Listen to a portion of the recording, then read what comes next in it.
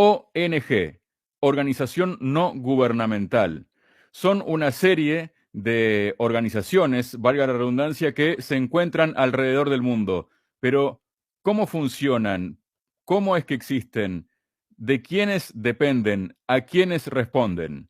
Esto es Realpolitik Room. Bienvenidos.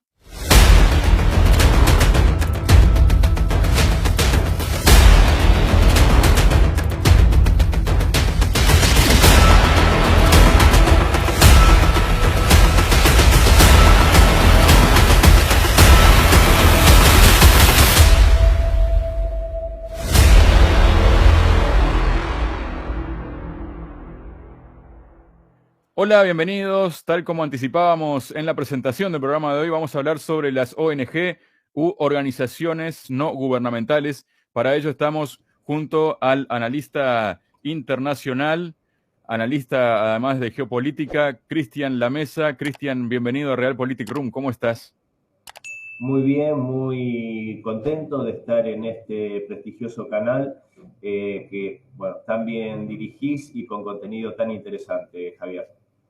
Muchísimas gracias, Cristian. Y bueno, este es un tema que se toca muy pocas veces, ¿no? En profundidad, tal como intentaremos hacerlo hoy en este episodio de Realpolitik Room, porque bueno, uno a veces habla de ONG, organización no gubernamental, y entonces empieza a buscar mentalmente, ¿no?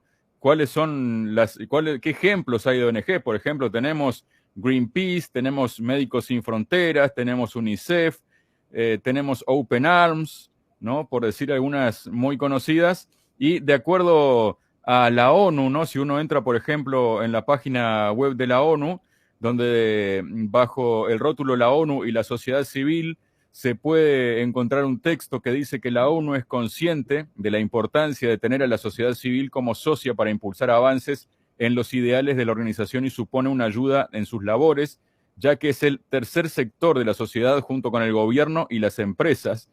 Y dice, a continuación se incluyen varios sitios web de interés para los miembros de la sociedad civil. Las organizaciones no gubernamentales pueden colaborar con la ONU de dos maneras, como entidades consultivas o como entidades acreditadas ante el Departamento de Comunicación Global. Es lo que podemos ver en la página oficial de Naciones Unidas. Pero, ¿qué es una ONG, Cristian, para empezar? Bueno, las ONGs generalmente, como vos muy dijiste, el anunciado de las Naciones Unidas, generalmente los enunciados que explican sus funciones, sus finalidades, su misión, están cubiertas de enunciados muy pomposos y muy loables en la mayoría de sus casos, si no en todos. Ahora, lo interesante siempre en estos casos es, por lo menos a mi modo de ver, tratar de bucear en cuál es, por ejemplo, el financiamiento que tienen estas organizaciones y qué representan. Cuando se habla del tercer sector, muchas veces estas organizaciones, y por ahí en esto voy a apuntar más a lo que tiene que ver con las organizaciones que directamente o de una forma elíptica tienen una misión política en cuanto a su desempeño. En este caso, vamos, por ejemplo, a las de derechos humanos, como Human Rights Watch o Amnistía Internacional. En este caso puntual, estas dos organizaciones no gubernamentales, que evidentemente tienen una función loable, que es la defensa de los derechos humanos, sin embargo, hay que destacar una cosa. Cuando se habla de la representación de la sociedad civil a través de las ONGs, la pregunta es quién ha votado a estas organizaciones, a quién representan, porque muchas veces estas organizaciones hackean o ponen en cuestión a gobiernos cuya representación y legitimidad ha sido dada mediante el voto popular de sus poblaciones. Entonces, nos vemos en la situación en la cual una organización cuya financiación es opaca por lo menos y cuyos directivos, ya nos vamos a profundizar en esto si vos querés, Javier, sus directivos son elegidos de formas bastante opacas también. Entonces, ¿qué grado de representatividad real se les puede otorgar de parte de la sociedad civil, como se enuncia.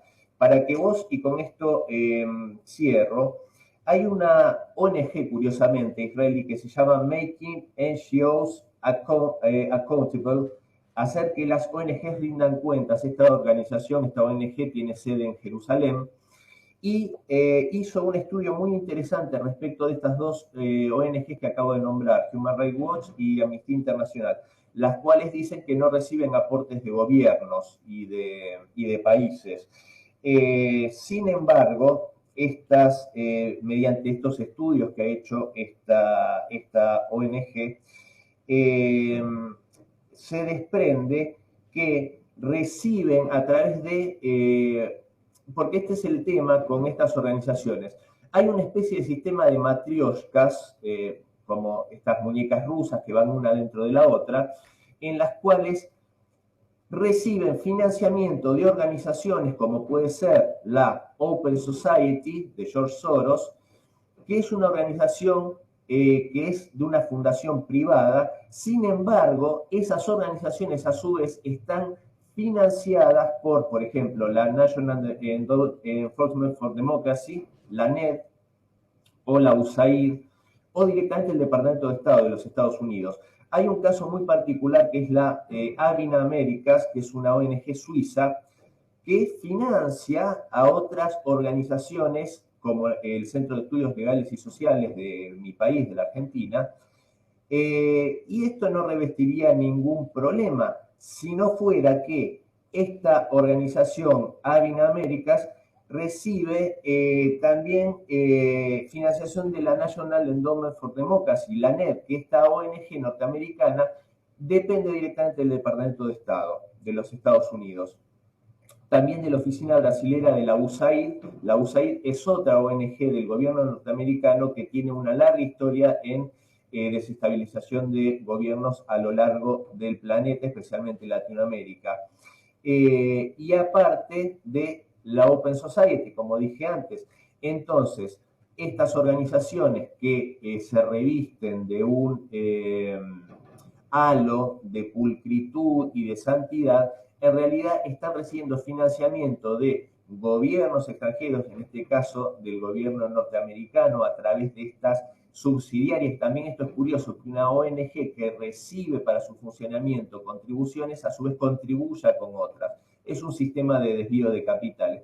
Y esto podría demostrar cómo estas organizaciones muchas veces denuncian supuestas violaciones de derechos humanos en países que curiosamente son contrarios a los intereses de Washington, de Londres y de Bruselas, y callan las violaciones de derechos humanos que sí realizan estos gobiernos u otros gobiernos afines. Claro, porque es muy interesante lo que acaba de decir Cristian, ¿no? Porque ¿cómo puede ser algo que no es gubernamental recibir dinero de un gobierno o de varios gobiernos, ¿no? Ahí como que ese relato no casa mucho, ¿no? Y bueno, has mencionado a la USAID que hay muchos ejemplos, ¿no? Por ejemplo, aquella famosa entrega humanitaria que iba a hacer la USAID a través de Colombia a Venezuela, que, bueno, a raíz de eso se cortó aquel paso entre estos dos países, aquel puente, porque el gobierno venezolano acusaba que podrían ingresar armas al país a través de esas ayudas humanitarias, ¿no? Y esto es como en esa máxima que hay en las investigaciones policiales, ¿no? Seguir la pista del dinero, ¿no? Exactamente, eso es justamente lo fundamental. Y mira, lo que vos comentabas de la USAID y este nexo con la desestabilización que se intentó en Venezuela.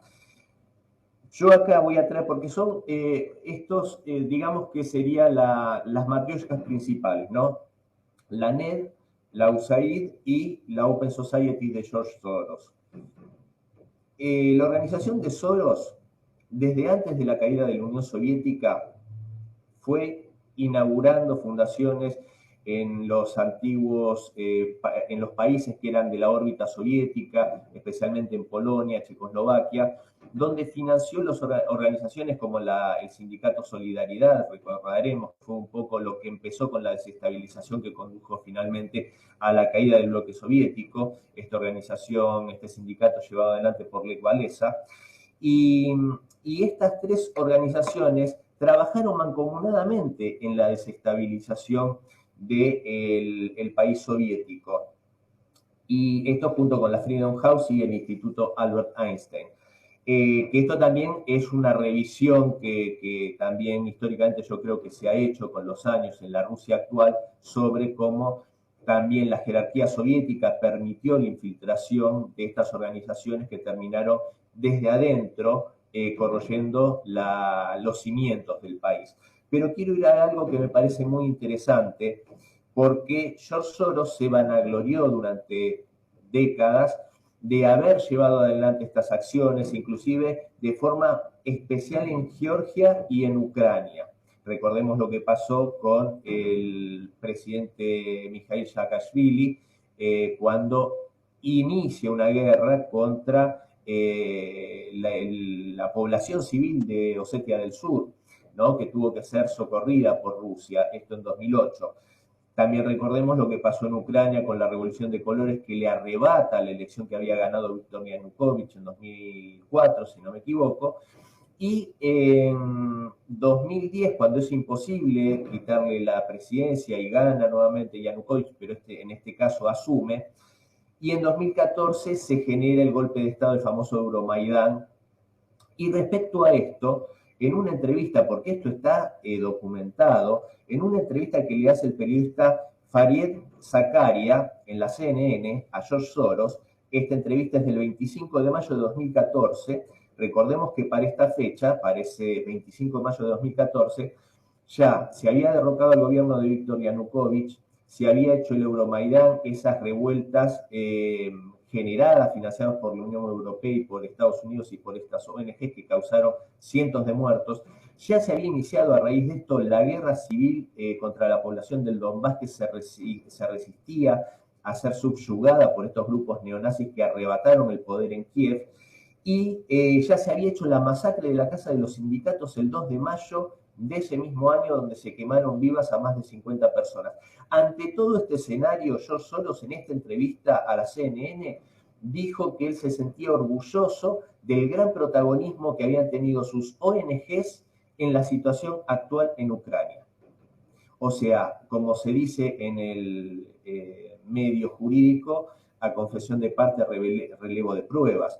O sea, cómo estas organizaciones no son ni más ni menos que un ariete de los poderes, en este caso de Washington, de Bruselas, de Londres, y de estos multimillonarios que quieren subyugar a los países, derrocar gobiernos que no hacen ni más ni menos que velar por el bienestar y por la soberanía de sus pueblos. Entonces son realmente herramientas políticas que empezaron a suplir de algún modo lo que antes hacía el Departamento de Estado a través de lisa y llanamente golpes de Estado clásicos, duros, a través del ejército.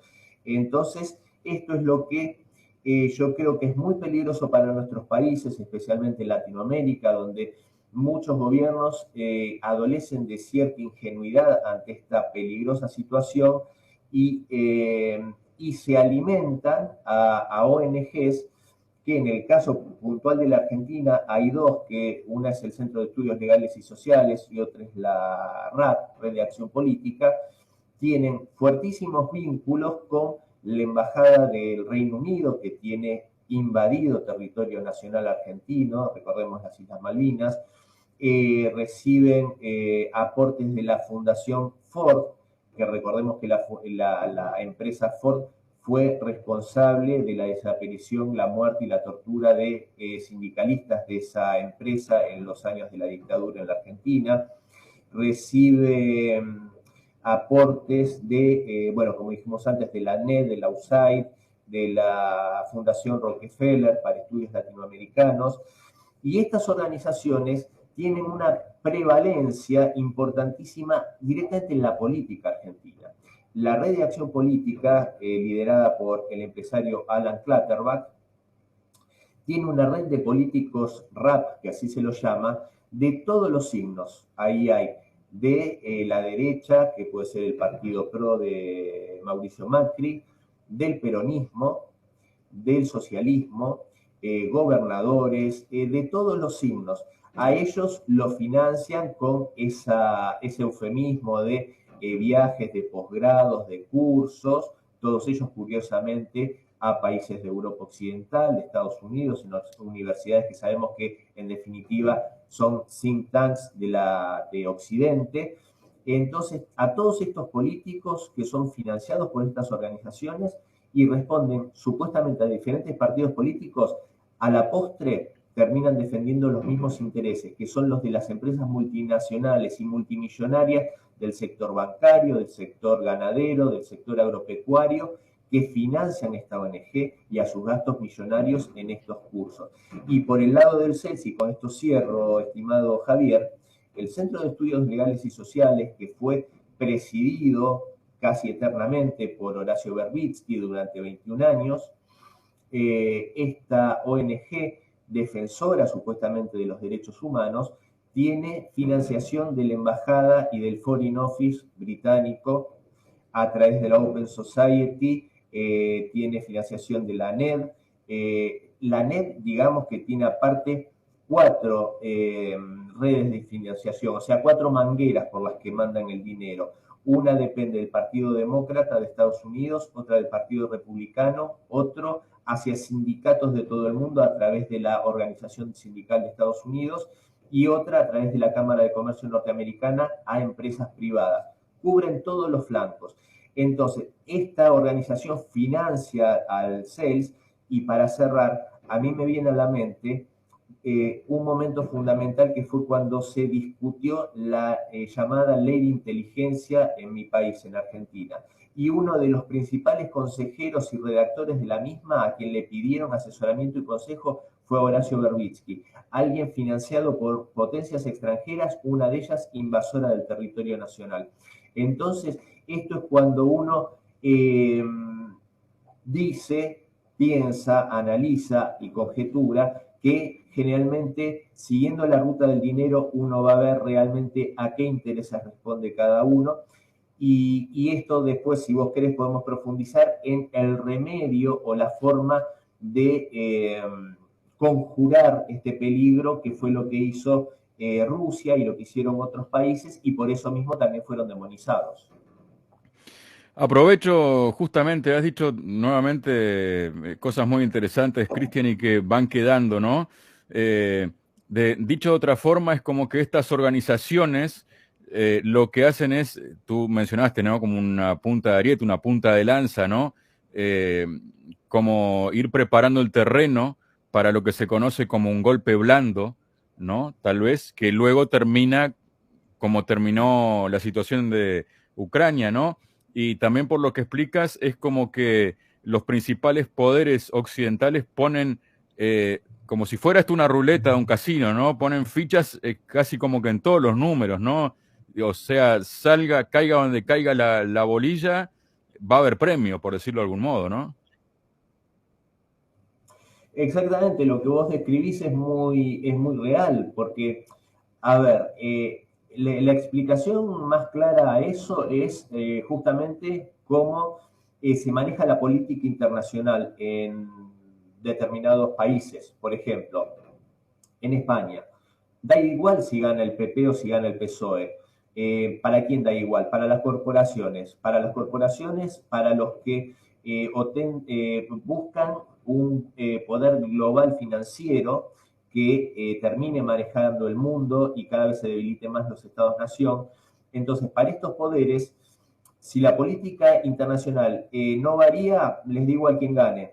Es lo que pasa, decía yo, en España, donde ambos sectores, más allá de divergencias o peleas en lo nacional, en lo interno, en lo internacional van a seguir los mismos lineamientos como se ve ahora con un supuestamente socialista Pedro Sánchez, que es totalmente otanista, atlantista y guerrerista, apoyando justamente los dictámenes de Washington. Así tantos otros países. Esto lo vemos en Estados Unidos con la política de demócratas y republicanos. da igual quien gane, a los efectos prácticos del poder del complejo militar industrial y el interés de las corporaciones. Con la única anomalía que tuvimos, que fue la presidencia de Donald Trump. ¿Por qué digo anomalía? Porque fue el único presidente norteamericano que no inició guerra propia, que le dio la espalda al complejo militar industrial y que inclusive buscó quitarle financiamiento a la OTAN. Obviamente por eso, a mi modo de ver, humildemente, sufrió un fraude de proporciones bíblicas en el año en que supuestamente pierde las elecciones con Joe Biden, un guerrerista y sirviente del complejo militar industrial. Y así podemos ver el caso de Chile y tantos otros casos en los cuales aparentemente estos gobiernos de izquierda progresistas, ante el caso puntual de la guerra de la OTAN contra Rusia en Ucrania, se alinean como soldados atrás de lo que dice Washington, sin parecer entender cómo esta situación bélica que se está viviendo hoy en Ucrania no es de ahora, sino que es fruto de un golpe de Estado de hace 8 años e inclusive, como veíamos hace unos minutos, inclusive de mucho más atrás, cuando a través de una revolución de colores le quitan el triunfo que había tenido Viktor Yanukovych en 2004. A esta situación es a lo que el presidente Vladimir Putin en Rusia puntualmente intentó ponerle coto y le puso coto en noviembre, el 21 de noviembre de 2012, cuando se promulga la ley de agentes extranjeros. Esta ley lo que hacía era ni más ni menos que a las ONG que recibían financiamiento desde el extranjero, que tuviesen que decirlo en cualquier declaración, en cualquier participación, esto únicamente para ONGs que tuvieran participación política, que tuvieran una labor política de cara a la sociedad. Pusieron obviamente el grito en el cielo. ¿Por qué? Si reciben financiamiento extranjero, ¿por qué no decirlo? ¿No quieren que la gente sepa cuáles son los intereses que representan o quiénes lo financian?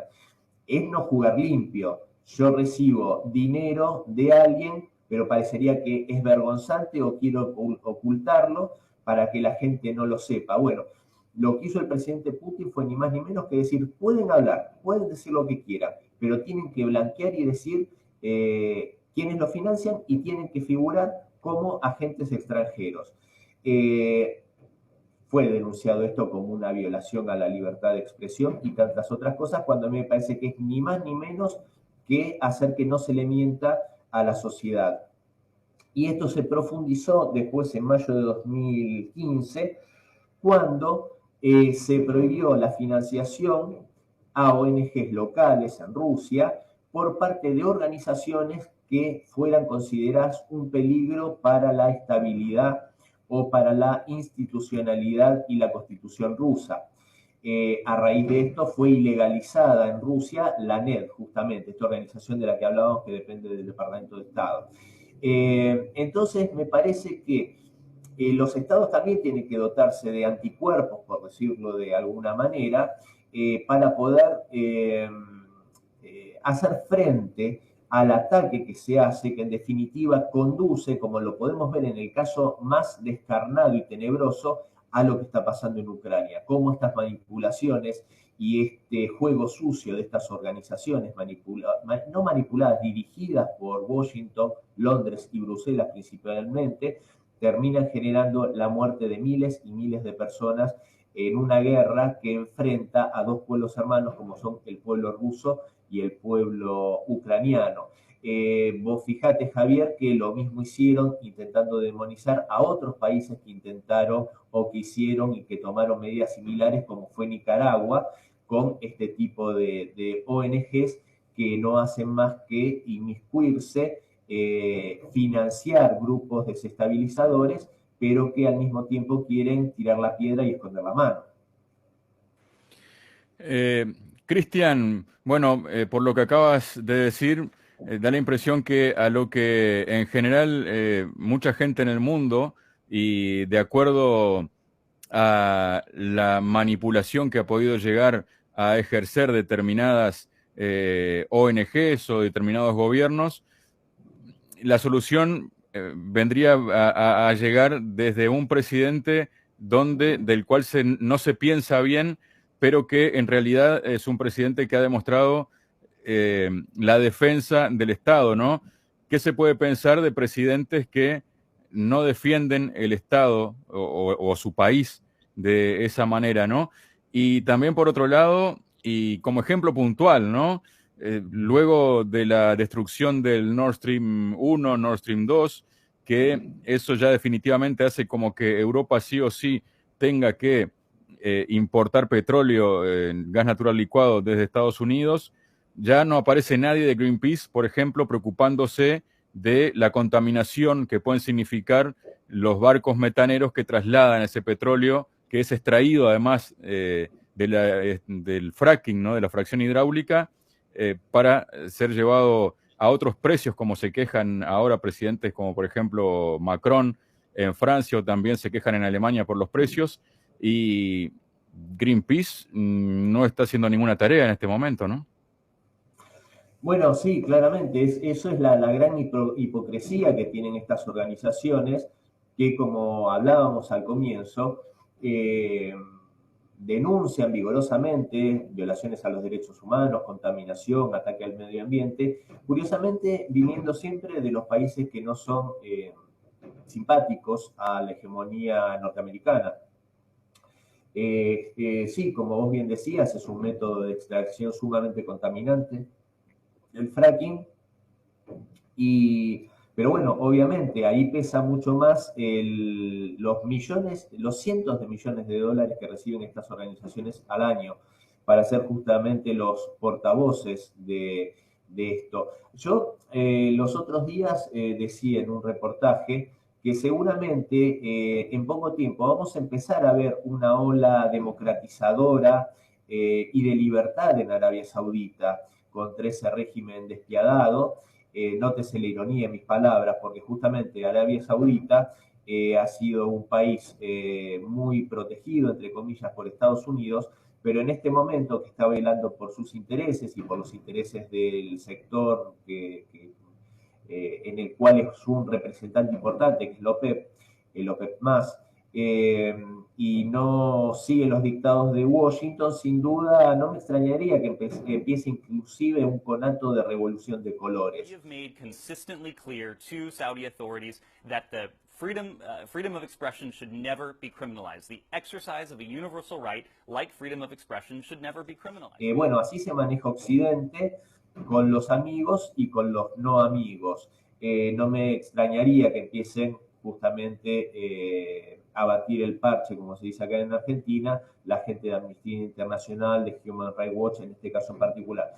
Y lo que vos decías antes respecto a este presidente, en este caso puntual a Vladimir Putin, que es tan demonizado por estas latitudes, y justamente es un presidente que cuenta, y esto yo te lo puedo decir con conocimiento de causa porque he estado en Rusia varias veces y la última vez estuve más de 3 meses viviendo allá, y es un presidente que yo en Occidente no hay ningún caso, ni siquiera que se pueda arrimar a la popularidad que tiene Vladimir Putin y al amor con el que cuenta por parte de su pueblo, una aprobación de más del 80-85%, y es un presidente querido por su pueblo porque su pueblo entiende que lo sacó de una situación que era literalmente un infierno, que fue lo que se vivió durante los 90 en Rusia, que fue un país que de ser una de las 2 grandes potencias mundiales cayó en una cosa, pero ni tercermundista, diría yo. Entonces, un presidente que cuenta con ese amor y con el odio de Occidente, a mí me habla claramente de qué intereses representa.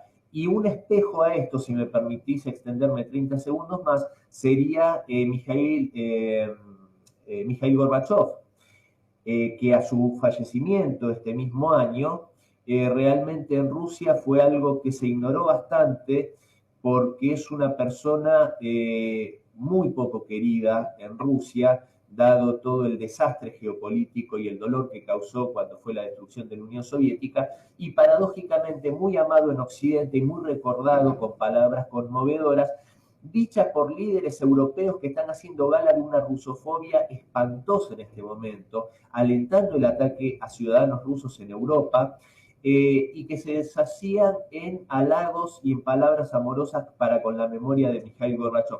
Entonces yo, resumiendo esto, diría que la verdad sobre un líder lo dice el amor o el desamor de su pueblo, no como lo miran en el extranjero. Cristian, muchísimas gracias por tu participación este día en Realpolitik Room. Por favor, Javier, el agradecido soy yo, me siento muy halagado por la invitación y bueno, espero y confío que este canal, que es prestigioso y que da contenidos sumamente valiosos, crezca y crezca sin parar y que sea cada vez más visitado, porque realmente no yo, sino los demás invitados que tenés son un verdadero lujo. Muchísimas gracias, Cristian, y ya que estamos de paso, invitamos a quienes no se han suscrito que se suscriban y bueno, ya empiecen a recibir las notificaciones para poder ver entrevistas tan interesantes como la de este día junto a Cristian La Mesa. Muchas gracias, Cristian. Un abrazo grande, Javier.